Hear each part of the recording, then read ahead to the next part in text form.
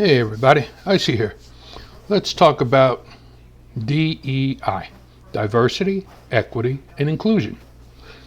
That's the stupidest thing Democrats have ever come up with, and it is now going to bite them in the butt. Why do I say stupid? I'll explain. We're going to couple scenarios. First one, we'll use a nurse. Nurses are highly intelligent, hardworking people. Male, female, that's not an issue. But when you start dealing with DEI, that means that you have to fill certain quotas in regards to race and gender. So you may not get a qualified person as qualified as someone that fought hard to be where they're at. So here you go, you're a hospital, you're going to hire a nurse, you got to deal with DEI. So here's your choice. You got a student, top of the class, okay, straight A's, outstanding lab results. And then you got the stupidest person in the class, but they meet a specific quota in regards to DEI. So now you're going to fulfill your DEI quota, you're going to hire the stupid person. It's same thing can be applied to a pilot. Do you want the best pilot you can get to fly that airplane that you happen to be on with your wife or your husband and your children? Or do you want somebody that fills a quota? I don't think you do. I think you want the best. So DEI is actually detrimental to equality, an equality of outcome. You want the best. You don't want a quota. You want the best. You want the best plumber you can find. You want the best electrician you could find. You get a DEI electrician, he could wind up setting your house on fire. Then where are you going to be? So DEI is a bunch of bull. Thank God it's over with.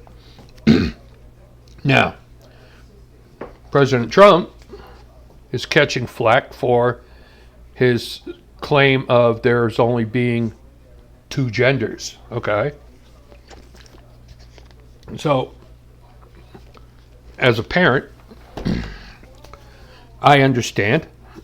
I do not want some guy, 6 foot, 6'2", 6'4", whatever, who thinks he's a girl walking into a locker room or a bathroom with my daughter or my granddaughter in there.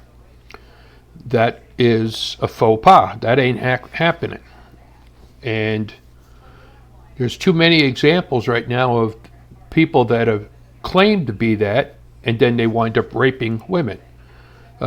Recent article about a judge who the guy said that he was a transgender and he wanted to be moved to the female prison, and the judge allowed it, and he wound up raping and impregnating a couple of female prisoners.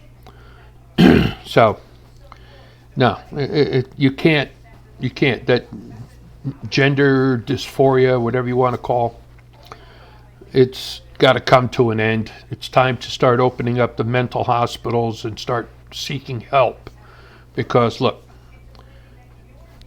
you're not a girl if you're born a guy, and you're not a guy if you're born a girl. Now, if you're gay, that's a different story, because you admit that you're gay, you're attracted to someone of the same sex, you don't put on any airs.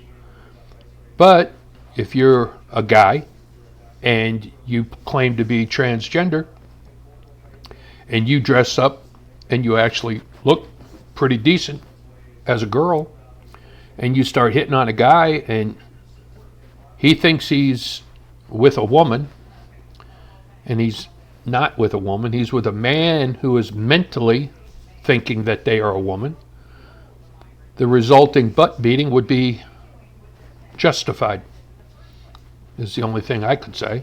I'm sorry, but it's true. It's called false advertisement. And let's see, what else we got?